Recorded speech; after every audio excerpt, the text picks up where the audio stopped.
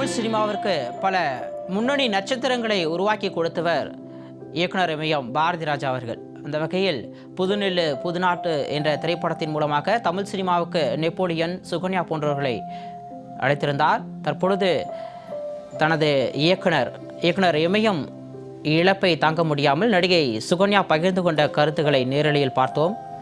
இதேபோல தமிழ் சினிமாவின் ஆகப்பெரும் கலைஞராக விளங்கிய இயக்குனர் இமயம் பாரதி ராஜாவுடைய இழப்பு தமிழ் சினிமாவிற்கு மட்டுமல்ல, ஒட்டுமொத்த தமிழ் சமூகத்திற்கும் மிகப்பெரிய ஒரு பேரிழப்பாக பார்க்கப்படுகிறது.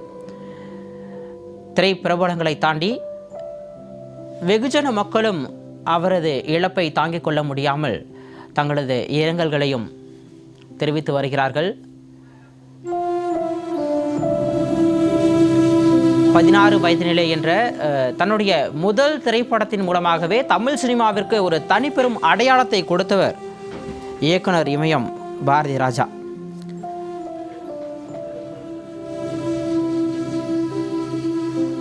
தேனி மாவட்டம் அல்லி நகரத்தில் பிறந்து உள்ளூர் நாடகங்களில் நடித்து மிகப்பெரிய ஒரு சினிமா கனவோடு, குறிப்பாக சொல்ல வேண்டும் என்றால் சினிமாவில் ஒரு நடிகனாக பிரகாசிக்க வேண்டும் என்ற ஒரு ஆகப்பெரும் கனவோடு சென்னையை நோக்கி வந்தவர்.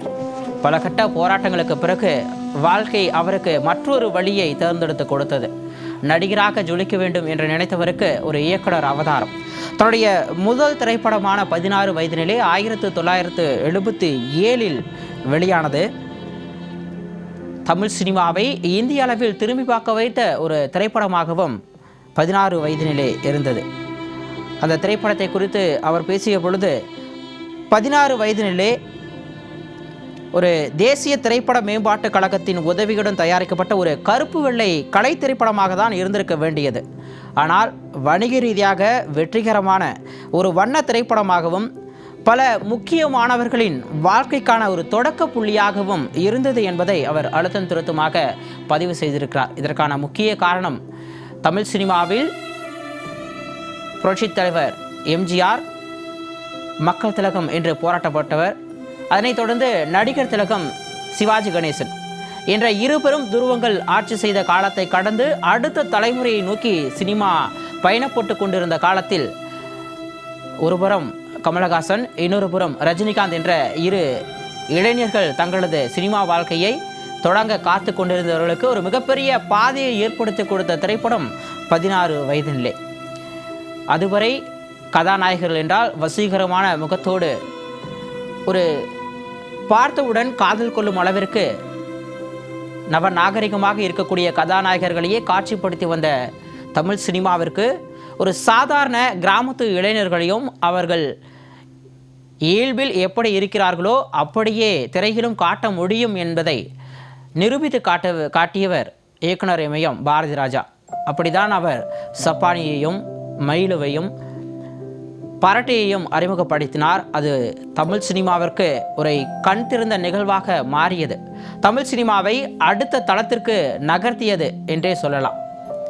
அதுவரை சென்னையில் இருந்த மிகப்பெரிய ஸ்டுடியோக்களான ஏவிஎம், ஜெமினி, விஜயவாகினி போன்ற மிகப்பெரிய பிரம்மாண்ட பறந்து விரிந்த ஸ்டுடியோக்களிலும் மிகப்பெரிய செயற்கை செட்களிலும் மட்டுமே சினிமா என்பது படமாக்கப்பட்டு வந்த காலம். அதே போல படத்தில் நடிக்கக்கூடிய நடிகர் நடிகைகளும் முகத்தில் நாடகத்திலிருந்து சினிமா பிறந்தது என்று கூறுவதற்கேற்ப முகம் முழுவதும் அரிதாரங்களை பூசிக்கொண்டு அதீத மேக்கப்புடன் காட்சி கொடுத்து கொண்டிருந்ததை மாற்றி ஒரு வாழ்வியலோடு கலந்ததுதான் சினிமா என்ற அடிப்படையில் நடிகர்களை நடிக்க வைத்தவர். அதனால்தான் தமிழ் சினிமாவை இயக்குனர் இமயம் பாரதி ராஜாவுக்கு முன், பாரதி ராஜாவுக்கு பின் என்று எளிதாக நம்மால் பிரித்து காட்ட முடியும். அதன் பின்னர் எத்தனையோ திரைப்படங்கள் அவரது பாணியை பின்பற்றி மிகப்பெரிய வெற்றி படங்களாக அமைந்திருக்கின்றன. அதற்கெல்லாம் விதை போட்டவர் இயக்குனர் இமயம் பாரதி ராஜா. தமிழ் சினிமா ஒரு வணிக ரீதியாகவும் சரி, கலைப்படைப்பாகவும் சரி, இரண்டும் தன்னால் இயக்க முடியும் என்று தமிழ் சினிமாவிற்கு ஒரு புத்துயிரை கொடுத்தவர் இயக்குனர் இமயம் பாரதி ராஜா அவர்கள். இயக்குனர் இமயம் பாரதி ராஜா அவர்களது இழப்பு என்பது மிகப்பெரிய ஒரு பேரிடியாக அமைந்திருக்கிறது. இன்றைய தினம் எல்லோரும் பல திட்டங்களோடு இருந்திருப்பார்கள். நாளை காலை நான் எழுந்தவுடன் இதனை செய்ய வேண்டும், இதை திட்டமிட்டு இருக்கிறேன் என்று பல கனவுகளோடு இன்றைய நாளை தொடங்கியிருப்பார்கள்.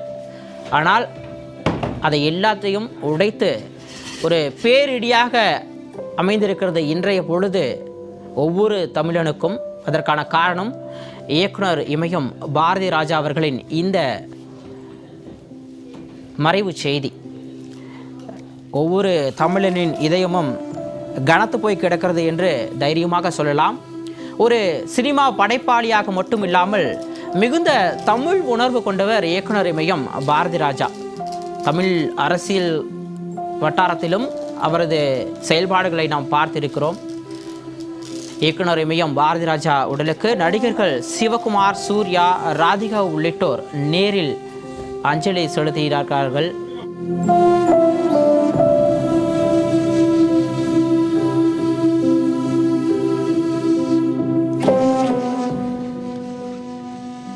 இயக்குனர் இமயம் பாரதி ராஜா இன்று நம்மை மீளா துயரில் ஆழ்த்திவிட்டு சென்றிருக்கிறார். அவரது உடலுக்கு திரையுலகை சேர்ந்த பல்வேறு தரப்பினரும் அஞ்சலி செலுத்தி வருகிறார்கள். அந்த காட்சிகளை தான் தற்போது நாம் நேரலையாக பார்த்து வருகிறோம்.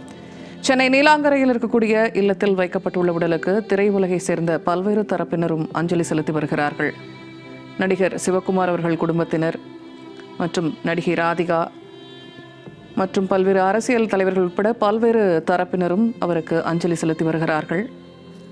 அவருடனான நினைவலைகளையும் பகிர்ந்து வருகிறார்கள்.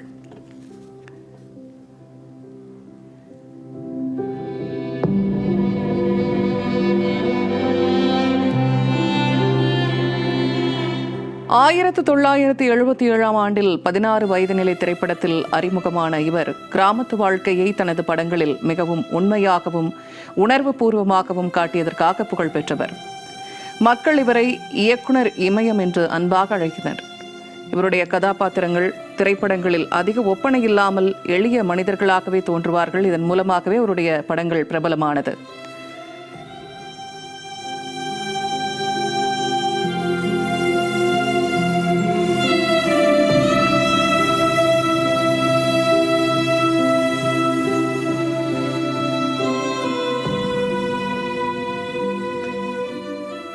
ஆறுக்கும் மேற்பட்ட தேசிய திரைப்பட விருதுகள், 4 தென்னிந்திய பிலிம்பேர் விருதுகள், 6 தமிழ்நாடு மாநில திரைப்பட விருதுகள், ஒரு நந்தி விருது ஆகிய விருதுகளை வென்றுள்ளார்.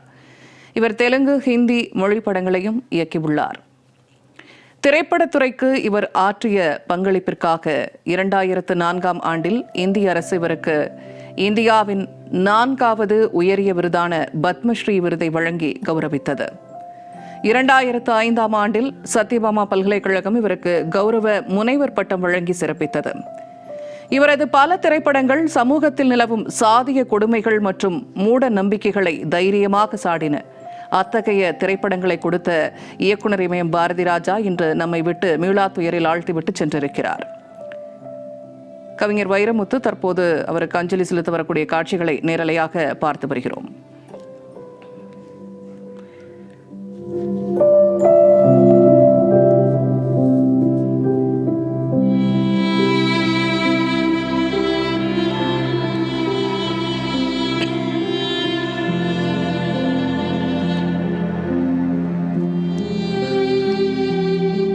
தேனி அல்லி நகரம் எனும் ஊரைச் சேர்ந்த இவர் அரங்கத்திற்குள் எடுக்கப்பட்டு வந்த தமிழ் திரைப்படங்களை வெளிப்புற படப்பிடிப்புக்கு கொண்டு சென்றவர் என்ற பெருமைக்குரியவர்.